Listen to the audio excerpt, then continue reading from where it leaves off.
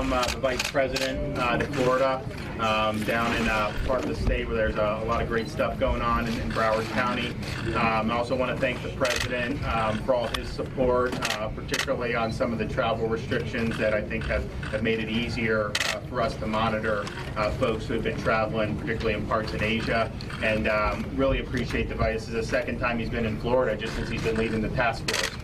So we really appreciate his support. As many of you know, Florida had its first two COVID-19 linked fatalities yesterday. And so we are stressing to folks that if you look at how this virus impacts people, the folks who are elderly and have underlying medical conditions are at much greater risk to have serious complications. So we've been working hard with our hospitals and our nursing homes, assisted living facilities, but we've also wanted to spread the message to the people as a whole. Follow the CDC's guidance on this. They recommend for people who are elderly, have these health conditions, stay at home if you need to. Don't avoid large crowds. Make sure you have a couple weeks of supplies of medical and food just in case you're in a situation where you need to isolate. So those are prudent steps that people can take, and that will help our efforts here as we work to contain the spread of the virus. But thanks again for coming. We appreciate your leadership. Thank you. Thank you, Governor, and I want to thank you for bringing together leaders in the cruise line industry for an important discussion about how we keep your passengers, your crew, the communities they come from, and our country safe. The President's grateful for the spirit of collaboration represented in this room, and I look very much forward to our discussion about how we help you make this industry safer. Governor, I want to thank you for your leadership. I'm also very grateful for Senator Rick Scott, Senator Marco Rubio, and their swift efforts in passing more than $8 billion in funding for America's response to the coronavirus. Let me thank all the public officials who are here as well, and I'm pleased to be joined by the head of the CDC, as well as the acting Secretary of Homeland Security, Chad Wolf. We're really here to have a very substantive conversation with an industry that has found itself at the center in so many ways of America's response to the coronavirus. I'm looking forward to hearing about the industry's recommendations about what more you can do, what more we can do together to protect the American people. I know it goes without saying, President Trump has no higher priority than the health and safety and well-being of the American people. It's the reason why from the first advent of the coronavirus on America, the President launched a whole-of-government approach. But as evidenced here today, it's not just a whole-of-government approach, bringing the full resources of the federal government, really a whole-of-America approach.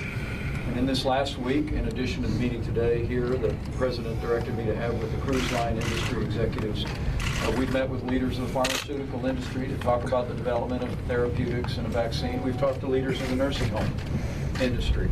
We've talked to the leaders of commercial labs. And I know I speak for President Trump when I say we couldn't be more grateful with the spirit of cooperation with all of the American businesses that we engage and their desire to put the health of America first. From early on, President Trump took decisive and unprecedented action to respond to the spread of the coronavirus. The President declared a public health emergency. He suspended all travel from China, and we launched a quarantine efforts for Americans that would be returning, including Americans returning from a cruise line. He established travel advisories in parts of Italy and South Korea, and we now are screening 100% of all individuals who take direct flights from any airport in Italy or South Korea before they board planes to come to the United States of America. The President has also directed us, and HHS has done yeoman's work expanding testing. Now doctors can prescribe tests to any American, regardless of their symptoms, and at the present moment we've distributed more than 1 million tests, and in cooperation with those same commercial labs that I mentioned, we'll be expanding access to tests in the weeks ahead to every American. I'm proud to say, though, Governor, as you know, here in Florida, every state in the country's state lab can now do coronavirus testing. Now let me just speak to the coronavirus itself. And thanks to the decisive leadership of President Trump, the strong partnership with state leaders, local health officials, the American people deserve to know that the risk of contracting coronavirus for the average American remains low. That being said, we are going to continue to lean into this effort, to call on industry, to call on every agency of government to deal with it. The truth is that for the majority of, I know the head of CDC is here, for whatever the number would be, for 96, 97% of Americans who even contract the disease, they will be treated, they will have flu-like symptoms, and they're fully recovered.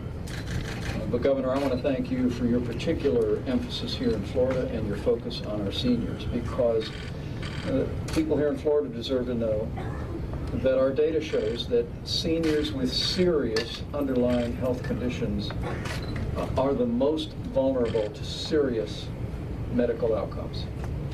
And so for anyone within the sound of my voice, if you are yourself a senior citizen with a serious underlying medical condition, or if you have a loved one with a serious underlying medical condition, it is just a good time to practice common sense, to protect your health, the health of your family, and the health of the community.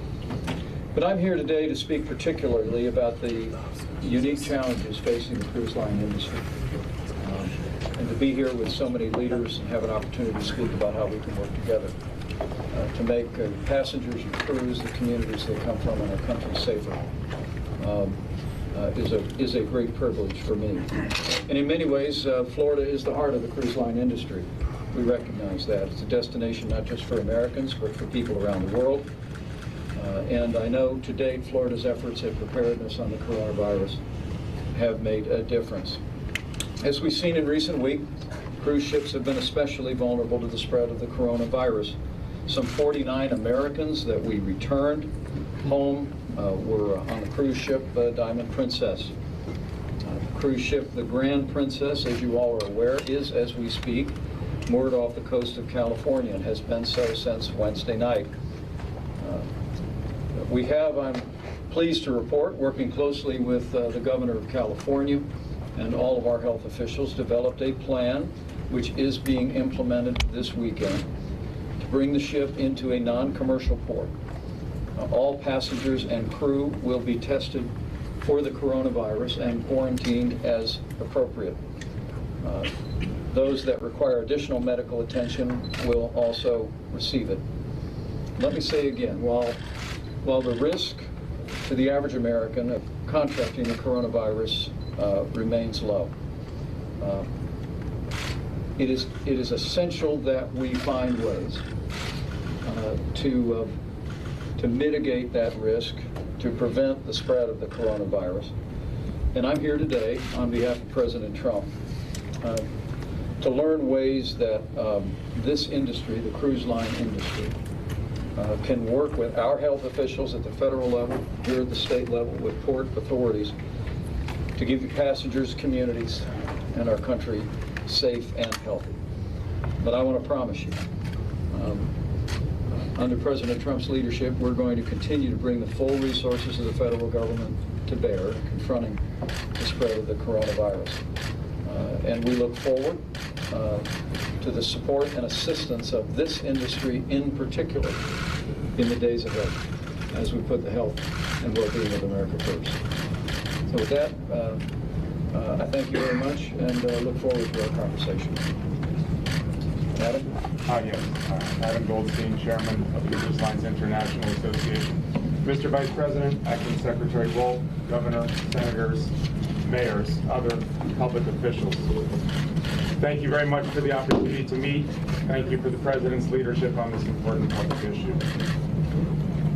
We are here to listen and learn and work with you and your team so we can build on our proven safety record, leverage the first-rate medical facilities that exist on every cruise ship in the fleet, follow our public health protocols where we've worked under the guidance of CDC for at least 50 years, and where most of the materials that guide us are publicly available, most if not all, on our Cruise Industry Association website.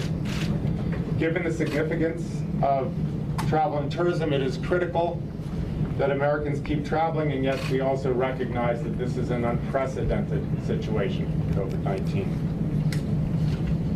Our commitment here today and going forward is to work closely with government and to go above and beyond anything we are currently doing to screen even more stringently to prevent those who should not be allowed to board, to monitor, test, and care for those who are on board, and to transition and help pay for any sick guests or crew to move to locations staffed and equipped to handle COVID-19 cases.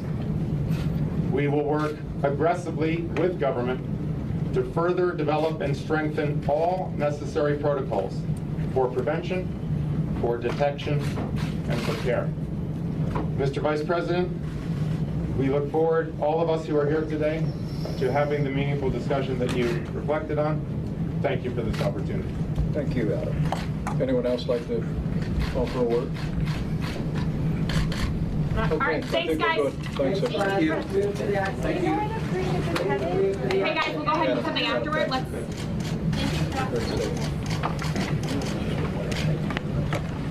Come on, let's go. He's coming. Let's go. Cameras are off. Come on, guys, let's move. Thank you, folks. Come on, cameras are off. Let's go.